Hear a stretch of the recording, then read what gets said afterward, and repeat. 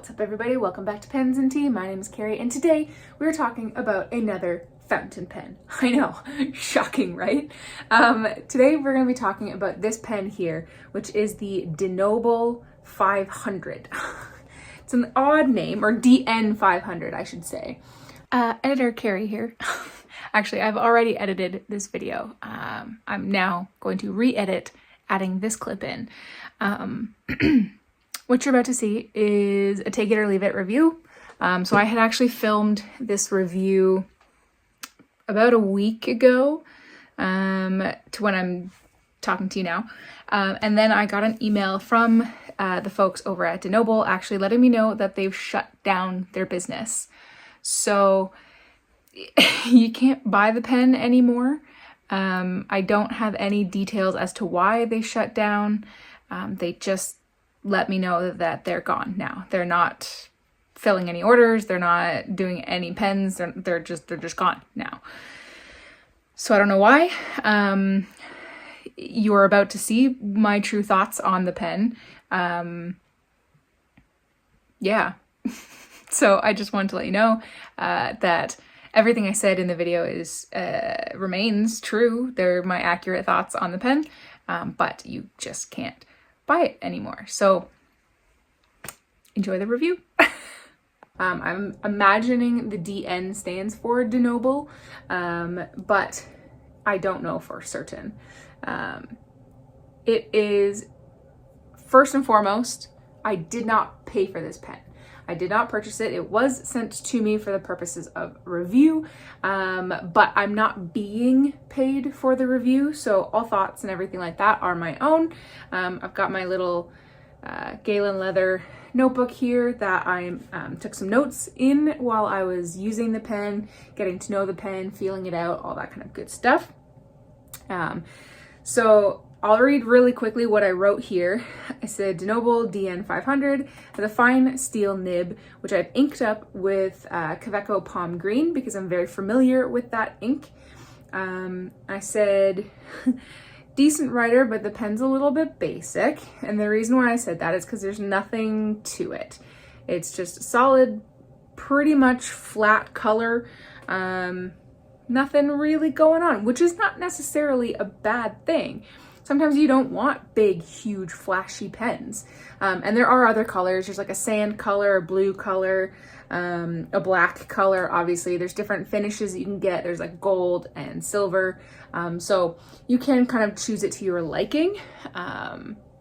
So it is on the basic side, but that's not a bad thing. It's not a plus thing. It's just a thing. I said definitely has a bit of the ebonite smell of burnt rubber. And that is because it is an ebonite pen.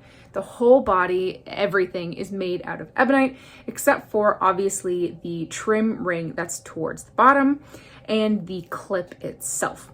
So at the top and the bottom, you have these flat conical finials here. Now, there are many different models you can choose from. They're all essentially the exact same pen. The only difference is that the ends, you can get one that's completely flat, you can get one that's completely cigar. You just change the shape of the pen slightly, but essentially they're all the same thing. So these finials essentially come down to the clip, which is pretty loose. There's not a whole lot of tension behind it. I personally don't really use clips, and then it's pretty straight shot until probably 3/4 of the way through, and then starts to taper down to the exact same end cap with the silver trim. You got to do a couple twists to get the pen out. There is a slight inner seal inside, and then you reveal the steel Bach nib. The grip section is a decent size, decent diameter. It feels pretty much the same as a Montblanc 146, if you've ever used that. Almost the same size as a TWSBI, a little bit bigger. So fits pretty nicely. It's a long pen, so you definitely don't need to post it, but you can, and it does post securely. Because it is so long though, it is back weighted when I do that. but the weight does feel very nice in my hand. I have no concerns about the weight whatsoever. The nib is a standard Bock nib. The feed is ABS plastic, which I kind of feel was a missed opportunity, because they're selling this, their main selling feature is that it's all ebonite. The entire like body, cap, everything is made out of ebonite. So to have a plastic feed seems like a missed opportunity to me. It really should have had an ebonite feed, but again, is what it is.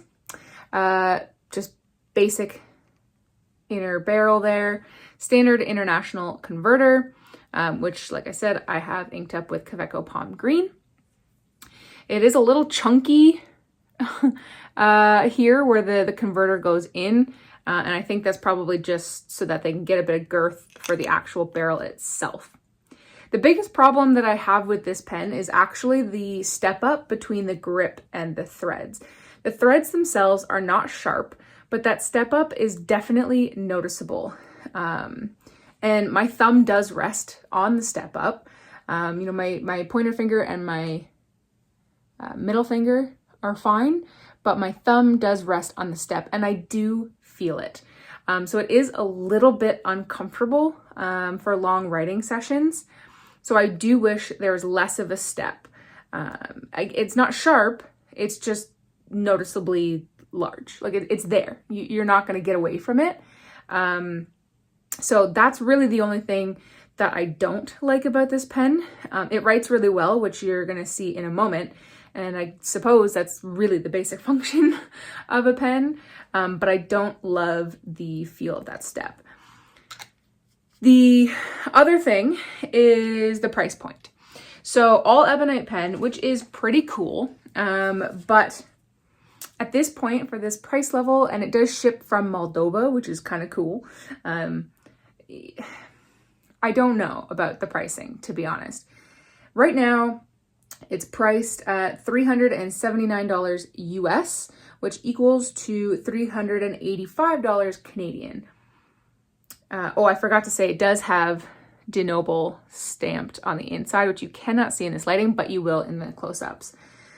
So for $380 American for this pen, you could get, you know, like Want Your Dream pen, for example. That's a true Urushi. So it's a Urushi lacquer pen for less money than that. And for an over $400 Canadian, I hate to say it, but it's not worth it, in my opinion. I don't like being that harsh because it's a good pen. It writes well. Which you'll see in a second. It's just, there's nothing about it for me that really makes me think $480, yep, gotta have it. You know, like it just doesn't. There's nothing about it that wows me for that price point. But like I said, it does write well, which no review would be complete if I didn't show you that. So let's do that right now.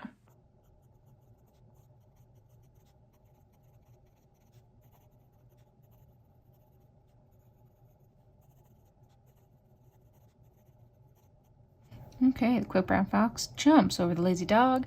Once again, this is a DeNobil fountain pen with a fine Bock steel nib and a plastic feed. The ink for today is Kaweco Palm Green, I believe is what it's called. I think it's gone through a name change, but Palm Green just seems to stick in my head, and I'm not sure why. But I quite like this ink. Kind of expensive for what you get, but I only really usually use it around Christmas time. And now, because this is the only green pen that I have, and I like to match my pens with the ink. This pen is a pretty reliable writer. It's not a gusher, but it is certainly wet enough. Reverse writing.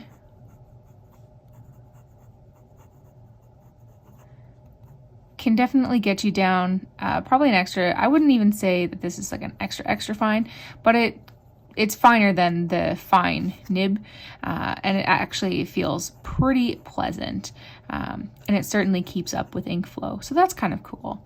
You're not really going to get any line variation out of this. It is a standard Bock nib, which is fairly common in the fountain pen world, so most of you probably know what to expect. It's a well-tuned nib. There's nothing that blows me away about it, but there's nothing that makes me mad. It just works, which is great. I mean, ultimately, that's all you want. As far as fast writing goes, never have a problem. It keeps up. Not really any issue. Again, this is a solid performing writer, but I don't think I would recommend this pen. And DeNobil, I am sorry that is my final review. I think if this pen was about half of the price, I could put my stamp on it and say, yes, go for it. And I know the fact that the ebonite is like the entire pen does add some cost, and every pen is handmade in small batches, and that's amazing. You know, I love supporting small businesses, and the fact that every pen is made to order essentially is great. But in my mind, for the experience from the writing, from the experience holding the pen, like I said, I don't love the step up. My thumb does hit it, and it is uncomfortable after a while. I just can't justify the price point for this pen, but that's my opinion. Everyone has their own, and you are all free to make up your own mind, because to some people this could be worth the price point. So thank you so much for sending this to me. All of you guys, thank you so much for watching. If you liked this video, hit that like button. If you liked it but haven't yet done so already, do hit the subscribe button. New videos come out every Monday and Friday, and the occasional Q&A on Tuesday. And as always, I really appreciate you guys hanging out with me, spending your time with me, and I will see you next time. Bye.